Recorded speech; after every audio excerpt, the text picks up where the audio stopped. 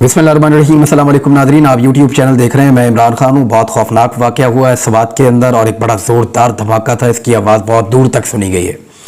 ये कबल थाने में धमाका हुआ है और जो पहली इतलात आई उस पर पता चला था कि 8 पुलिस वाले शहीद हो गए और उसके बाद अब जो इतलात आई हैं, जब मैं ये वीडियो रिकॉर्ड कर रहा हूँ, 12 पुलिस वाले शहीद हो गए हमारे भाई और उनके अलावा कुछ दर्जनों लोग जो हैं वो ज़ख्मी हुए हैं, जिनमें पुलिस वाले भी हैं, जिनमें सिविलियंस भी हैं और ज़ख्मियों की तादाद 50 से भी ज़्यादा बताई जा रही है। कुछ लोग कह रहे हैं कि 60 के करीब लोग जो हैं वो ज़ख्मी हुए हैं। कुछ ज़ख्मियों की हालत जो है वो ख़तरे में भी है। 8:20 पर ये धमाका हुआ था। ये एक्चुअली जो है वो काउंटर टेररिज्म डिपार्टमेंट, जिसको आप CTD भी कहते हैं, वहाँ पे अटैक हुआ है और ये वो डिपार्टमेंट है जिसने खैबर पख्तूनख्वा में बहुत काम किया है दहशतगर्दों से निपटने के लिए। खैबर पख्तूनख्वा की पुलिस ने फ्रंट लाइन के ऊपर दहशतगर्दी से मुकाबला किया और बहुत मुश्किल हालात उन्होंने देखे। स्वात ऑपरेशन के बाद भी उन्होंने बहुत मुश्किल हालात देखे। टारगेट किलिंग हो रही थी, वो हालात भी उन्होंने देखे। गुज़िश्ता साल ये रिपोर्ट किया गया कि पहाड़ों पे दहशतगर्द आए हैं, वो हालात भी इन्होंने देखे और पुलिस ने बड़ा अहम रोल प्ले किया खैबर पख्तूनख्वा में अमन कायम करने में। यानी फौज के ऑपरेशन के बाद पुलिस की जिम्मेदारी बहुत बढ़ गई थी और खैबर पख्तूनख्वा की पुलिस क्योंकि बराह रास्त इस अफरियत से लड़ रही थी तो उनकी ट्रेनिंग भी बहुत मुख्तलिफ हुई। उन्होंने कुर्बानियां भी बहुत ज़बरदस्त तरीके से दी और बड़े बड़े नाम हैं खैबर पख्तूनख्वा की पुलिस के अंदर, ऐसे जवानों के और ऐसे ऑफिसर्स के जिन्होंने शुजाअत की और बहादुरी की मिसालें कायम कर दी हैं। यानी वो पूरा दिन दहशतगर्दों के साथ बहुत थोड़े असले के साथ मैसूर होकर भी लड़ते रहे हैं और ये वाक़यात अब तारीख का हिस्सा हैं। उन्होंने बताया कि वो ना सिर्फ बहादुर हैं बल्कि उन्होंने ये भी बताया कि वो अपने वतन से मोहब्बत में और अपने वतन की हिफाजत में सरेंडर करने को कभी तरजीह नहीं देते। बड़ा शानदार काम किया हमारे खैबर पख्तूनख्वा की पुलिस ने और ये एक इंतहाई अफसोसनाक वाक़या हुआ है। वज़ीर आज़म ने पहले तो फौरी तौर पे इसकी मज़म्मत की थी शहबाज शरीफ साहब ने, लेकिन बाद में पुलिस का एक अलग मौक़िफ़ आया। जो पहला स्टेटमेंट आया था जियो न्यूज़ के ऊपर वो ये था, वज़ीर आज़म ने कबल धमाके की रिपोर्ट तलब कर ली, दहशतगर्दी की लानत को जड़ से उखाड़ फेंकेंगे। वज़ीर आज़म ने शदीद अल्फाज में कबल में CTD थाने में होने वाले धमाके की मज़म्मत की थी और शहबाज शरीफ ने कीमती जानों में होने वाले नुकसान पर अफसोस का इजहार किया था। लेकिन उसके बाद हमने देखा कि जब सोशल मीडिया के ऊपर और मीडिया पे तनकीद शुरू हुई और ये कहा गया कि दहशतगर्दी को क्यों नहीं रोका जा रहा और लोगों के अंदर बड़ा शदीद रद्द-ए-अमल आया, फौरी तौर पे वहाँ पे एहतजाज की कॉल दी गई। मुराद सईद ने कॉल दी, PTM के लोगों ने कॉल दी, कुछ मकामी तंजीमें, ताजिर हैं, उन्होंने भी कॉल दी और उन्होंने कहा एक बहुत बड़ा एहतजाज हम करेंगे और हम इसके खिलाफ आवाज़ उठाएंगे कि दहशतगर्दी वापस क्यों आ रही है और इसके पीछे वजूहात क्या है। और वहाँ पे इससे पहले भी पाकिस्तान की एस्टेब्लिशमेंट पे भी लोगों ने उंगलियाँ उठाई, लोगों ने पाकिस्तान की पॉलिसीज़ पे भी उंगलियाँ उठाई और वो ये कहते रहे कि गलत फैसलों की वजह से दहशतगर्दी वापस आ रही है। मुराद सईद ने और कुछ और लोगों ने खबरदार किया था कि जब पहाड़ों पे बर्फ पिघल जाएगी और रास्ता क्लियर होगा तो दहशतगर्द वापस आ सकते हैं पाकिस्तान में, ये उन्होंने कहा था और उन्होंने इसके बारे में वीडियोस भी की थी। गुज़िश्ता साल जब लोगों ने कहा कि दहशतगर्दी आ रही है तो पहले इसको महज एक प्रोपेगेंडा करार दिया गया और फिर कुछ वाक़यात होने के बाद इसको ना सिर्फ तस्लीम किया गया, फिर उसके बाद दहशतगर्दों को कैसे वापस भेजा गया वो पूरी एक अलग कहानी है। वो किसी दिन मुराद सईद का अगर इंटरव्यू किया किसी ने या मैंने तो उसमें आपके सामने चीज़ें आ जाएंगी। अब मुराद सईद को लगातार धमकाया जा रहा था। ये जो वाक़या है इसको फिर पता नहीं कवर किया जा रहा है या दुरुस्त बात की जा रही है, इसके बारे में मैं कुछ कह नहीं सकता क्योंकि सबसे पहले यही कहा गया कि यह दहशतगर्दी हुई है। पाकिस्तान के सारे मीडिया ने यही रिपोर्ट किया कि दहशतगर्दी हुई है। जो ऐनी शाहिदीन है वो तो बहुत अजीब अजीब अफवाहें भी हैं वहाँ पे। कुछ लोग कहते हैं कि ये कोई चीज़ मारी गई है, कुछ लोग कहते हैं कि ये प्लांटेड कोई बम था जिसको फाड़ा गया है। हर एक की अपनी अपनी वहाँ पे राय, लेकिन धमाका बहुत शदीद नौयत का, आसपास का पूरा इलाका लरस गया था और इस तरह के धमाके पहले स्वात के लोगों ने सुने हुए हैं। तो उसके बाद जो ऐनी शाहिदीन है वो ये मौक़िफ़ मानने को तैयार नहीं है जो पुलिस ने दिया वहाँ पे DPO साहब ने आके। उन्होंने कहा ये शॉर्ट सर्किट हुआ और हमारे पास कुछ बारूद पड़ा हुआ था जो हमने रिकवरियाँ की हुई थी, वो धमाके से उड़ गया और उसके बाद ये तबाही हुई है।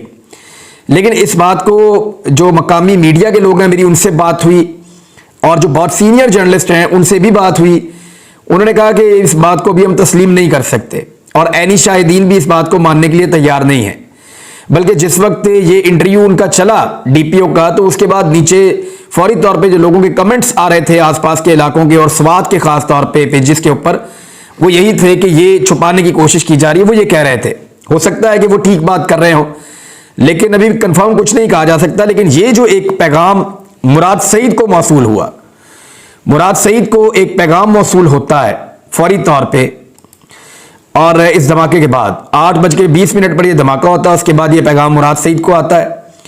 مراد سعید اس پیغام کو ٹویٹر کے اوپر شیئر کر دیتے ہیں. یہ پیغام مکمل نہیں ہے. مراد سعید نے جتنا پیغام ٹویٹر پہ شیئر کیا، یہ 47 سیکنڈ کی ایک آڈیو ہے جو انہوں نے شیئر کی ہے، لیکن اس کا جو باقی حصہ ہے وہ انہوں نے شیئر نہیں کیا. اور وہ شیئر نہ کرنے کی وجہ میں آپ کو آگے چل کر بتاتا ہوں. لیکن یہ پیغام آپ دیکھیں کتنا خوفناک ہے کہ جی صاحب، آپ پہلے دکھائی نہیں دیے، ورنہ پہلے نشانہ تو آپ کو بنانا تھا اور انتظار کرنا تھا. تم اگر سی ٹی ڈی تک پہنچ سکتے ہیں تو تم تک بھی پہنچ جائیں گے. اس قسم کی دھمکی دی گئی ہے. مراد سعید سے میری بات ہوئی ہے تو یہ جو ڈیٹیل پیغام ہے وہ یہ کہہ رہا ہے کہ وہ مراد سعید کا انتظار کر رہے تھے وہاں سوات میں. ان کو آئیڈیا تھا کہ عید پر مراد سعید سوات آئیں گے تو ان کے اوپر اٹیک کیا جائے گا، لیکن مراد سعید سوات نہیں گئے اور پھر انہوں نے یہ سی ٹی ڈی پہ اٹیک کیا. یہ کوئی 100 میٹر کے فاصلے پہ ہے. مراد سعید کے اپنا جو گھر ہے، جو ان کا ڈیرا ہے، اس سے 100 میٹر کے فاصلے کے اوپر یہ پولیس اسٹیشن ہے جہاں پہ اس وقت یہ دھماکہ ہوا ہے. مراد سعید کو جو دھمکی پہنچائی گئی ہے وہ صرف اتنی نہیں ہے، وہ خاصی لمبی ہے اور اس میں کچھ اور چیزیں بھی ہیں. لیکن وہ سوات کا بیٹا ہے، پاکستان کا بیٹا ہے. اس نے اپنے ملک کی بدنامی وہ کبھی نہیں چاہتا، لہذا اس نے اس کو آدھے پیغام کو سوشل میڈیا پہ دیا ہے، باقی آدھے پیغام کو مراد سعید نے سوشل میڈیا پہ نہیں دیا. یہاں سے آپ اندازہ کر لیں کہ وہ آج بھی اپنے ملک کا، اپنے لوگوں کا کتنا وفادار ہے اور وہ بدنامی نہیں چاہتا اپنے ملک کی. اور اس نے صرف اتنا ہی کیا جتنا اسے لگتا تھا کہ اس کو تھریٹ کیا گیا ہے، اور اس نے اس چیز کو بتایا. اور یہ جو نمبر ہے جس سے مراد سعید کو یہ پیغام آیا ہے، اس نمبر کے بارے میں مراد سعید کا یہ کہنا ہے کہ یہ جو پیغام مجھے موصول ہوا ہے، یہ پہلے بھی اسی نمبر سے موصول ہوتی رہی ہیں مجھے دھمکیاں. اور کچھ دھمکیاں مجھے اس وقت بھی آئی ہیں جب خیبر پختونخوا کے اندر حکومت ہوا کرتی تھی پاکستان تحریک انصاف کی. تو خیبر پختونخوا کی جو انٹیلیجنس تھی، انہوں نے اس بات کو کنفرم کیا تھا کہ کئی لوگوں کو دھمکیاں دینے کے لیے یہ جو نمبر آپ کے خلاف دھمکی کے لیے استعمال کیا گیا ہے، اسی نمبر کو استعمال کیا جاتا ہے. یہ باقاعدہ ایک آفیشیل ایسا نمبر ہے جس کو دھمکی دینے کے لیے استعمال کیا جاتا ہے یا جس کو پیغام پہنچانے کے لیے استعمال کیا جاتا ہے. اور بہت سارے لوگوں کو اسی نمبر سے پیغامات موصول ہوئے اور بعد میں بعض اوقات کارروائی بھی ہوتی ہے. تو مراد سعید صاحب نے یہ کنفرم کیا کہ یہی نمبر تھا پہلے بھی، یہی نمبر ہے اب بھی، اور اسی نمبر سے پہلے بھی دھمکی آئی تھی. اور خیبر پختونخوا کی جو گورنمنٹ تھی جب پاکستان تحریک انصاف کی تھی، تو انہوں نے کنفرم کیا کہ یہ نمبر ایگزیکٹلی انہی کے استعمال میں ہے جو آپ تک یہ پیغام پہنچا رہے ہیں. یہ کوئی فیک چیز نہیں ہے، اسی نمبر کو دوبارہ استعمال کیا گیا ہے. اب ایک طرف پولیس کا موقف ہے کہ یہ دہشت گردی نہیں ہے، شارٹ سرکٹ ہوا ہے، اس کے نتیجے میں دھماکہ ہوا ہے. ایک طرف مراد سعید کو آنے والا پیغام ہے جس میں پیغام بھیجنے والے کا موقف ہے کہ یہ انہوں نے کیا ہے اور وہ مراد سعید کو مارنا چاہتے ہیں. اب یہ دو موقف الگ الگ آ گئے. بجائے اس کے کہ مراد سعید کو سیکیورٹی فراہم کی جائے، بجائے اس کے کہ اس کو تحفظ فراہم کیا جائے، وہ ایک مضبوط آواز ہے دہشت گردی کے خلاف. لوگ اس کی آواز پہ باہر آتے ہیں اور ایک یکجہتی کی علامت ہے. وہ دہشت گردی کے خلاف ہے، ترقی پسند نوجوانوں میں سے ایک ہے، لوگوں کو اکٹھا کر سکتا ہے اور ہمیشہ سے پاکستان اور پاکستان کے اداروں کے ساتھ کھڑا رہا ہے اور ہمیشہ پاکستان کی سائٹ سے بات کرتا رہا ہے. پاکستان کے خلاف ہونے والے تمام پروپیگنڈاز کا منہ توڑ جواب بھی دیتا رہا ہے.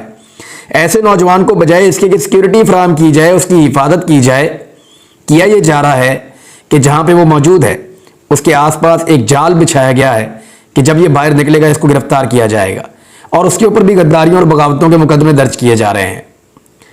اب یہ ریاست کہاں لے جانا چاہتی ہے لوگوں کو اور کہاں پہنچانا چاہتی ہے لوگوں کی سوچ کو، اور اسٹیبلشمنٹ کے خلاف مزید کتنی نفرت پیدا کرنا چاہتی ہے، اور اسٹیبلشمنٹ بھی خود اپنے لیے مزید کتنی نفرت سمیٹنا چاہتی ہے، مجھے بالکل سمجھ نہیں آ رہی. یہ واقعات رکنے چاہیے. ہمارا پورا فوکس جو ہے پاکستان اور پاکستانیوں کے تحفظ کے اوپر ہونا چاہیے.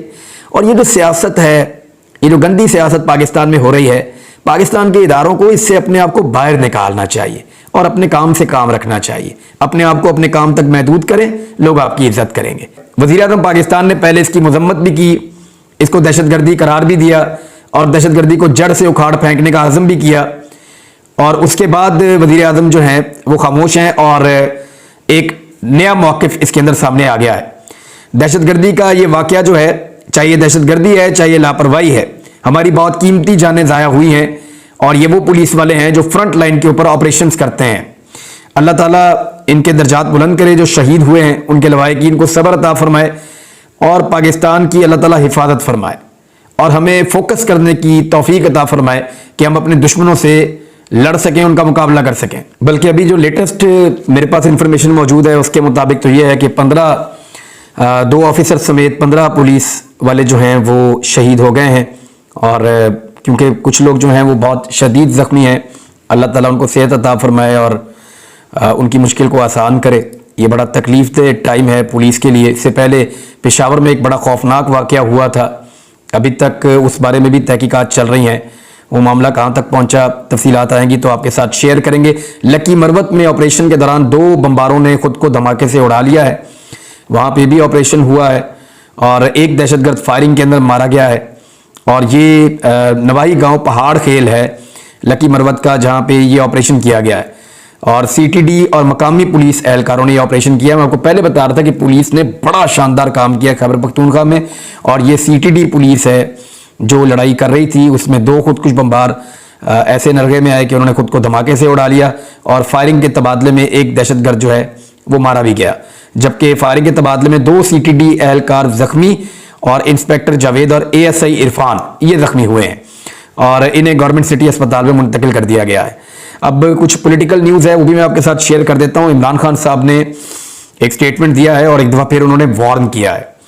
انہوں نے کہا کہ شکست کے خوف سے آئین سے انحراف کے نتائج تباہ کن ہوں گے. عمران خان صاحب نے کہا ہے کہ حکومت کی جانب سے انتخابات کے انعقاد سے انکار دستور پر ننگے حملے کے مترادف ہے. محض شکست کے خوف سے اپنے مفادات کے لیے آئین سے انحراف, اس کے نتائج تباہ کن ہوں گے. سینئر صحافیوں اور اینکر پرسن کے ساتھ ملاقات میں عمران خان صاحب بات چیت کر رہے تھے اور انہوں نے کہا کہ اس وقت جو ملک میں بحران جاری ہے اس کا واحد حل صاف اور شفاف انتخابات ہیں. جمہور سے آپ جا کر رجوع کریں تاکہ جمہوریت آئے اس ملک کے اندر. عوام اپنے اختیار کو صاف شفاف طریقے سے منتخب نمائندوں کے ذریعے بروئے کار لاتے ہیں. انہوں نے کہا حکومت کی جانب سے انتخابات کے انعقاد سے انکار دستور پر ننگے حملے کے مترادف ہے. محض شکست کے خوف سے اپنے مفادات کے لیے آئین سے انحراف کے نتائج تباہ کن ہوں گے. اچھا, عمران خان صاحب نے 1-2 اور چیزیں بھی کی. انہوں نے کہا فسطائیت چل رہی ہے, پھر انہوں نے یہ بھی کہا کہ وہ سڑکوں پہ نکلیں گے. اور وہ ایک بیانیہ تیار کر رہے ہیں جبکہ وکلا بھی ان کے ساتھ ہیں. اور جو مین کردار ہوگا اس میں عدلیہ کا ہوگا. دیکھنا یہ ہے کہ 27 تاریخ کو عدلیہ مزید ریسٹرینٹ کا مظاہرہ کرتی ہے یا فرنٹ لائن کے اوپر آ کر وہ یہ کہتی ہے کہ آئین پاکستان کے مطابق اب انتخابات میں جائیے. آپ اگر مذاکرات میں کامیاب نہیں ہو رہے تو اس میں عدالت کا کوئی قصور نہیں ہے. آصف علی زرداری صاحب ایسا لگتا ہے کہ پی ایم ایل این کی پالیسی سے کچھ حد تک بیزار ہوئے ہیں. زرداری صاحب فرما رہے ہیں کہ ہم مجبوری کے تحت اتحادی حکومت کا حصہ بنے ہیں. کارکنوں سے خطاب کر رہے تھے. انہوں نے کہا کہ موجودہ حکومت کا حصہ نہ بنتے تو پھر عمران خان صاحب نہیں جا سکتے تھے. بہرحال مجبوری کے تحت ہم حکومت کا حصہ بنے ہیں. اور زرداری صاحب آہستہ آہستہ اپنی مزید مجبوریاں بھی بتائیں گے, آگے بھی بتائیں گے کہ وہ کس مجبوری کے تحت بلاول جو ہیں وہ وزیر خارجہ بنے. زرداری صاحب اور ان کی جماعت نے کیسے وزارتیں لیں اور بہت ساری چیزیں ان کو بتانی پڑیں گی. اور وہ مجبوری کیسے آئی, کس نے ان کو کیا بتایا. اگر زرداری صاحب یہ سارے راز کھول دیں تو بہت سارے ایسے لوگ بے نقاب ہو جائیں گے کہ آپ سوچ بھی نہیں سکتے. بہرحال زرداری صاحب مجبوری کے تحت ہی اپنی پارٹی کے شریک چیئرمین بھی بنے تھے ایک دور میں. اور جب مجبوری کے تحت وہ شریک چیئرمین بنے تھے تو اس کے بعد پارٹی کے ساتھ کیا ہوا وہ آپ کے سامنے ہے. اب وہ مجبوری کے تحت پی ایم ایل این کے اتحادی بن کے حکومت میں آئے ہیں. پی ایم ایل این کے ساتھ کیا ہوا وہ بھی آپ دیکھ لیں. تو زرداری صاحب مجبوری کے تحت جس کو بھی ملتے ہیں یا جس کے ساتھ بھی شریک ہوتے ہیں پھر اس کے غم میں شریک ہونا پڑتا ہے لوگوں کو, اور کچھ نہیں بچتا. اب تک کے لیے اتنا ہی. اپنا خیال رکھیے گا, اپنے اس چینل کا بھی. اللہ